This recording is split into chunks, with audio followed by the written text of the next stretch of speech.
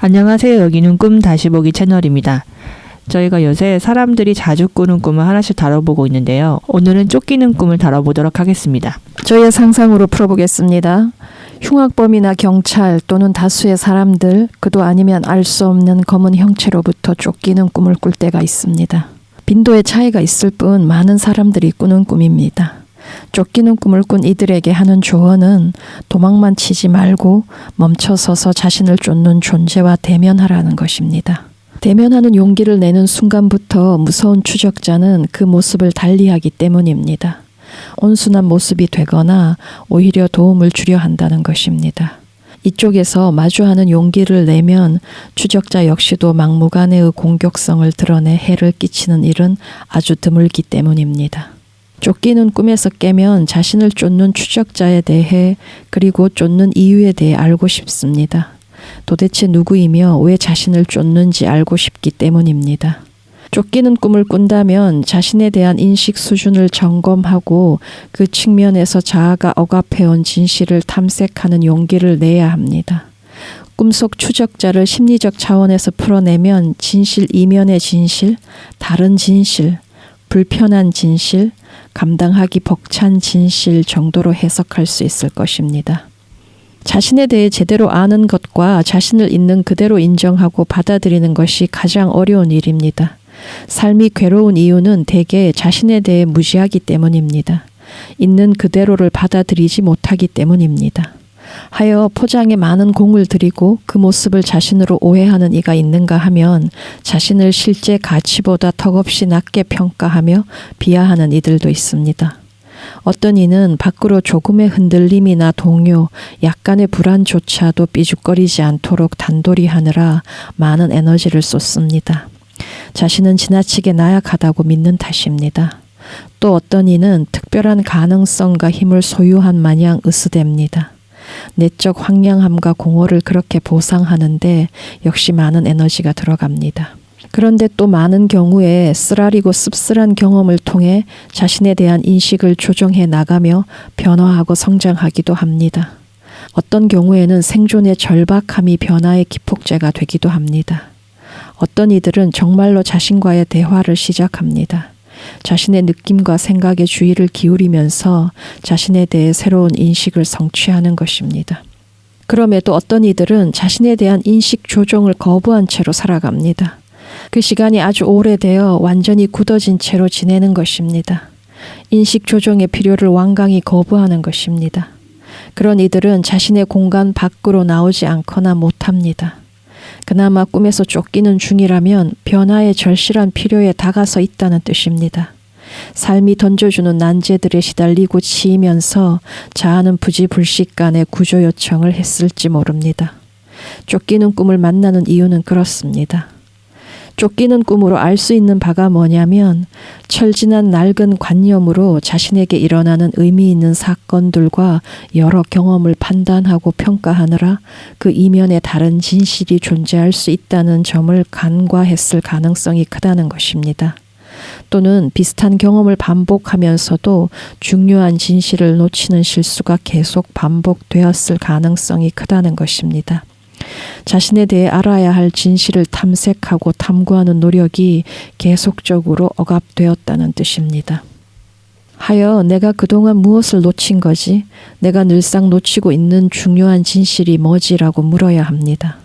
그러니까 쫓기는 꿈을 꾼다면 자신에 대한 뿌리 깊은 오해를 바로잡을 때라는 뜻입니다. 자신에 대한 뿌리 깊은 오해로 인해 일상의 경험과 제대로 상호작용하지 못하고 있다는 뜻입니다. 뿌리 깊은 오해는 그대로 둔 채로 문제 해결을 시도하면 삶의 난제는 더 꼬여갈 뿐입니다. 자신에 대한 뿌리 깊은 오해가 위험한 이유는 외부 경험은 물론 내적 경험의 질을 아주 유치한 수준으로 떨어뜨린다는 데 있습니다. 생각에 깊이를 더할 수가 없다는 뜻입니다. 자신과 소통하지 않는 이의 말은 공허할 뿐입니다. 쫓기는 처지가 되었다는 것은 자아가 머물러 온 기존의 공간이 위협받았음을 의미합니다. 더 이상 안전하지 않다는 뜻입니다. 영화 속 도망자가 사회적 지위는 물론 소중한 모든 것을 빼앗기는 처지로 내몰리듯 꿈에서 쫓기는 처지가 된다면 기존의 자리나 지위가 안전하지 않고 그 자리를 고수할 수 없다는 사실부터 받아들여야 하는 것입니다. 이때 자리나 지위가 의미하는 바는 심리적 차원에서 풀어져야 하는데 삶의 방식이나 태도를 의미한다는 뜻입니다. 꿈속 추적자의 공격 타깃은 지금까지의 삶의 방식과 태도인데 그것의 일부를 무너뜨리고자 하는 것입니다. 쫓기는 꿈은 변화에 대한 우리의 갈망으로 꾸어집니다. 커다란 변화를 바라거나 변화의 필요를 절실하게 느끼고 있으나 삶의 방식과 태도는 그대로 고집하는 이들의 꿈입니다. 커다란 변화를 바란다면 과감한 시도가 있어야 하는 것이 자명한 이치입니다. 정리하면 쫓기는 꿈이 우리에게 전하는 메시지는 심플합니다. 진실이 자아를 쫓는 중이라는 것입니다. 진실은 자신에 대한 뿌리 깊은 오해를 의미합니다. 자아가 겁에 질려 도망치는 이유는 그 진실 때문에 자신은 산산이 부서질 것 같다고 생각하기 때문입니다. 다른 한편으로 살아내지 못하는 진실의 정체가 잠재력이나 가능성이기를 바라면서 숨겨진 재능의 발굴을 내심 기대하는 이들도 많습니다. 그러나 우리가 감당해야 할 진실이 잠재력이나 가능성과는 조금 다른 경우도 많습니다. 꿈속 추적자 대부분은 우리를 자기 객관화 작업으로 이끌고자 집요하게 쫓는 것 같습니다. 자신을 향한 기대든 뭐든 조정 작업이 이루어져야 한다는 뜻입니다. 자기 인식의 조정 작업이란 자신에 대한 오해를 풀어냄을 의미합니다.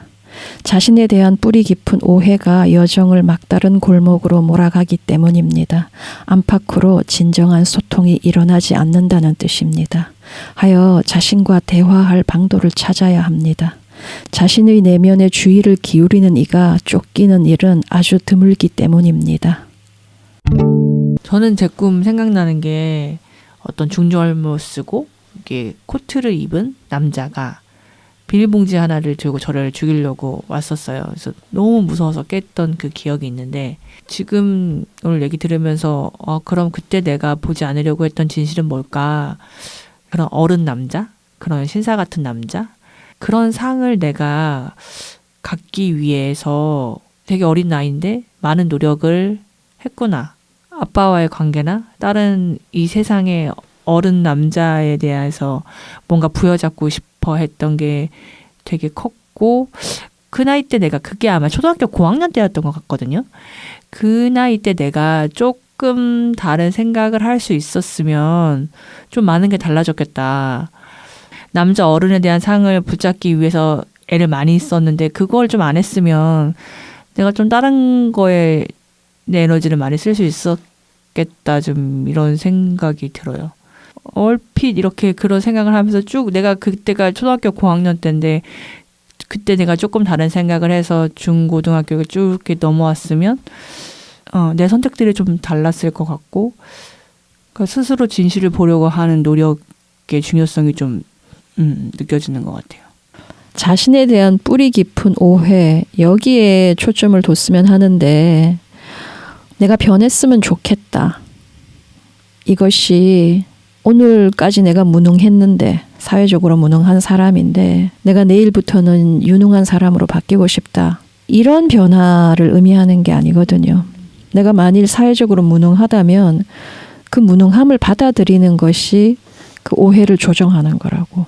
내가 그 무능함을 받아들이면 그로 인해서 굉장히 많은 것들이 달라질 거라고. 일단 나를 둘러싼 그 주변을 보는 시선 자체가 똑같을 수 없어. 만일 난 참 알고 보면 능력 있는 사람인데 이런 식으로 자신을 기만하거나 오해하고 있다면 주변이 굉장히 못마땅할 거 아니에요. 다 나를 무시하는 것 같고 나를 제대로 대우해주지 않는 것 같고 이렇게 되는 거잖아. 그러면 나 역시 주변을 대할 때 그냥 다 고깝고 비난하는 마음이 먼저 올라오고 그러면 뭐 소통은 말할 것도 없고 관계 자체가 악화 일로를 걷겠죠. 변화라는 걸 오해하면 안 돼요. 내가 어제까지 되게 게으른 사람이었는데 혹은 내가 지금 이 순간까지 되게 게으른 사람인데 내가 어떤 인식을 딱 하면 내가 갑자기 부지런한 사람이 되고 이런 식으로 생각하는 것 자체가 나는 하나도 안 바뀌겠다 하는 소리랑 똑같은 말이에요. 제일 중요한 건 내가 게으른 사람임을 진실로 받아들이는 거. 그게 자신에 대한 그 오해를 계속해서 조정해 나가는 거예요. 그러다 보면 외부를 바라보는 시선이 계속 교정이 되거든. 그러면 그 외부를 바라보는 시선이 교정이 되니까 또 그 부분에서 어떤 소통이 일어난다고. 그런 일들이 이제 계속 진행이 되면 변화하지. 어떤 식으로든. 생산적인 활동을 할 수 있는 사람으로 변화할 수 있지. 오히려. 이 게으름을 진짜로 받아들이고 그 기반 위에서 내가 할 수 있는 게 뭘까? 그러다 보면 이전에 절대로 보이지 않던 것들이 보이게 되고 우리가 이제 쫓기는 꿈을 꾸면 앞에서도 언급을 했지만 도망가지 않고 그 나를 쫓는 그 존재랑 대면을 하면 그 존재가 호의적으로 변한다는 거 아닙니까? 그러면서 마치 나의 재능을 알려줄 것 같고 그림에 관한 재능이든 글 쓰는 재능이든 재능을 알려줬다고 쳐. 그 뭐 써주진 않을 거니까요. 그렇지. 와서 그려주는 거 아니니까. 그럼 더 고통스러운 이제 과정이 남아 있는데 꿈을 이제 그렇게 바라보는 거는 어떤 사람의 꿈을 보면 그 사람이 뭐라 그럴까 약하고 여리고 그리고 실은 이제 의존적이고 이런 면들을 계속 강조해 주는 꿈들이 있어요. 근데 이제 실제로 그 사람을 보면 외적으로는 강하거든. 근데 이제 꿈이 그런 점들을 계속 지적을 한단 말이야. 그랬을 때 뭐냐면 내면의 그런 측면을 보상하기 위해서 이제 더 어떤 강한 모션을 취하겠지, 외적으로. 자신이 실은 되게 여리고 약하고 의존적인 부분에 대해서 인정을 못하는 거잖아. 이 꿈이 이제 계속적으로 그 부분을 이제 보여주는 건데 그런 사람이 쫓기는 꿈을 꾼다면 아마도 그 사람의 현실에서 자신을 약하게 만들 것 같은 자리는 절대로 가지 않겠지. 자신의 약함이 드러날 것 같은 여린 속내가 드러날 것 같은 그 자리를 견디지 못하겠지. 그런 자리를 피한다는 게 자신의 약함이 드러나는 것은 고통이잖아. 그런 걸 조금 이제 견디면서 타고 넘어가야 되는데 그런 자리를 다 회피하니까 결국에는 성취하는 것이 없는 거지.